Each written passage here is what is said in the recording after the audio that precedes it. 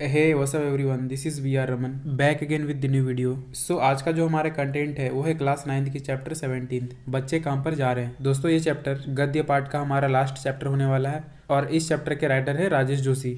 So basically इस chapter में राजेश जोशी जी ने इस देश में मौजूद बाल मजदूरी की समस्या को बताया है और साथ ही साथ हम सबका ध्यान इस समस्या की ओर आकर्षित करने की कोशिश की है। दोस्तों अक्सर होता है कि जब भी हम बाहर कहीं पर जाते हैं तो हम देखते हैं कि जो छोटे छोटे बच्चे होते हैं वो सड़कों पर इधर उधर भीख मांग रहे होते हैं या फिर किसी होटल में या तो किसी कबाड़ खाने में काम कर रहे होते हैं और फिर हम सब क्या करते हैं, इसे बड़े इजीली इग्नोर करके चले जाते हैं।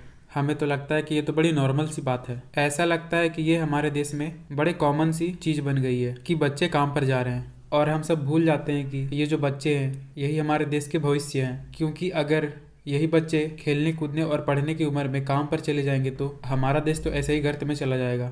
और वहीं पे अगर ये ठीक से पढ़ लिख जाते हैं तो फिर यही हमारे देश को आगे ठीक से बढ़ाएंगे और चलाएंगे।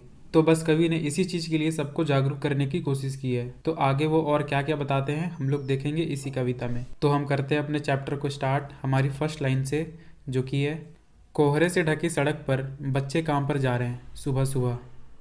तो कवि यहाँ पे कहते हैं कि सुबह का समय है और सर्दियों का मौसम है और इस समय इतनी ज़्यादा ठंड पड़ रही है, इतनी ज़्यादा सर्दी हो रही है कि सड़क जो है वो कोहरे से ढकी हुई है। तो अक्सर होता है कि सर्दियों के सीज़न में कैसे चारों तरफ कोहरा छा जाता है और कभी कभी तो ऐसा होता है कि हमें तो आसपास की चीज़ें भी नज़र आना बंद हो जाती है। ठीक वैसे ही अभी सर्दियों का सीज़न चल रहा है और जो सड़क है वह कोहरे से ढकी हुई है और इसी कोहरे में और इतनी ठंड में बच्चे मजबूरन काम पर जा रहे हैं। आखिर ये कैसी मजबूरी है या फिर कैसी विडम्बना है कि ये बच्चे काम पर जा रहे हैं जबकि इनकी खेलने कूदने और पढ़ने लिखने की उम्र है, फिर भी वे इतनी ठंड में काम पर जा रहे हैं। हमारे समय की सबसे भयानक पंक्ति है यह। आखिर ये हमारा समाज जा कहाँ रहा है कि हमें इन छोटे छोटे बच्चों से काम करवाना पड़ रहा है। दोस्तों इससे भयानक बात और इससे भयानक लाइन आखिर क्या हो सकता है हमारे देश के लिए और समाज के लिए कि बच्चों को काम पर जाना पड़ रहा है। दोस्तों जहाँ पर लोगों को सुबह सुबह उठने में तकलीफ होती है कि कैसे वो इतनी सुबह को उठेंगे और अपनी रजाइयाँ छोड़ेंगे, उस टाइम पर छोटे छोटे बच्चे काम पर जा रहे हैं।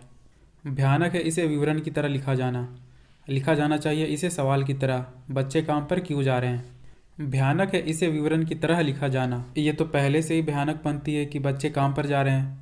और पता है इससे भी भयानक बात यह है कि इसे विवरण की तरह लिखा जाना, यानी इससे भी शर्मनाक बात है कि इसे इतने नॉर्मल तरीके से लिखा जाना। बल्कि हमें तो इसे सवाल की तरह लिखना चाहिए और शासन, समाज और सरकारों से भी पूछा जाना चाहिए कि आखिर ये बच्चे काम पर क्यों जा रहे हैं। दोस्तों कहीं न कहीं ये समाज, सरकार और हम सब की लापरवाही को दर्शाता है। हम सब जानते हुए पर भी इस चीज़ को इग्नोर करके चले जाते हैं और अगर हम चाहें तो इस लापरवाही को हम जिम्मेदारी में बदल सकते हैं। तो बस इसलिए हमें बताना नहीं है कि बच्चे काम पर जा रहे हैं, बल्कि हमें तो पूछना चाहिए कि बच्चे काम पर क्यों जा रहे हैं। दोस्तों इस पैराग्राफ में कवि जब इन बच्चों को इतने ठंड में और कोहरे में काम पर जाते देखते हैं तो वे अंदर से काफी निराश और दुखी हो जाते हैं और कवि के मन में हजारों सवाल उठने लगते हैं कि आखिर ऐसी भी क्या मजबूरी आ पड़ी है कि इन्हें इतनी सुबह सुबह काम पर जाना पड़ रहा है। और जब बच्चे ही काम पर जा रहे हैं तो बच्चों का काम कर कौन रहा है, यानी बच्चों का तो काम ही होता है पढ़ना, लिखना और खेलना।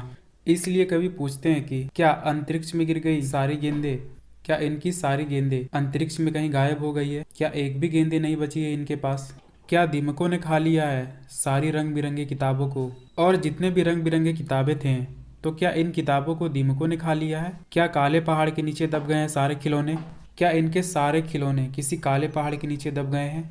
क्या किसी भूकंप में ढह गई हैं सारे मदरसों की इमारतें। तो मदरसा क्या होता है कि इस्लाम धर्म में जो स्कूल्स होते हैं जहाँ पर इन बच्चों को उर्दू सिखाई जाती है, तो इसे ही हम मदरसा कहते हैं। तो बस इसलिए कवि कहते हैं कि क्या इनकी सारी मदरसी इमारतें कहीं भूकंप में ढह गए हैं या भूकंप से टूट गए हैं। क्या सारे मैदान, सारे बगीचे और घरों के आंगन खत्म हो गए हैं एकाएक। एकाएक का मतलब अचानक, तो क्या अचानक सारे मैदान, सारे बगीचे और घरों के आंगन खत्म हो गए हैं। ना तो खेलने के लिए कोई खिलौने बचे, ना बगीचे बचे, ना आंगन बचा, ना पढ़ने के लिए कोई किताबें बची। अगर ये सारी चीज़ें समाप्ति हो गई है, आखिर जब ना ही स्कूल्स बची, ना ही बगीचे बचे, ना ही घरों के आंगन बचे, तो फिर इन सब चीज़ों के अलावा बची ही क्या है इस दुनिया में।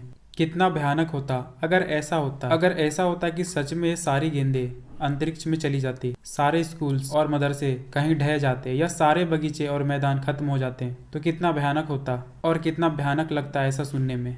भयानक है लेकिन इससे भी ज़्यादा यह कि है सारी चीज़ें हस्ब मामूल, पर दुनिया की हज़ारों सड़कों से गुजरते हुए बच्चे, बहुत छोटे छोटे बच्चे काम पर जा रहे हैं।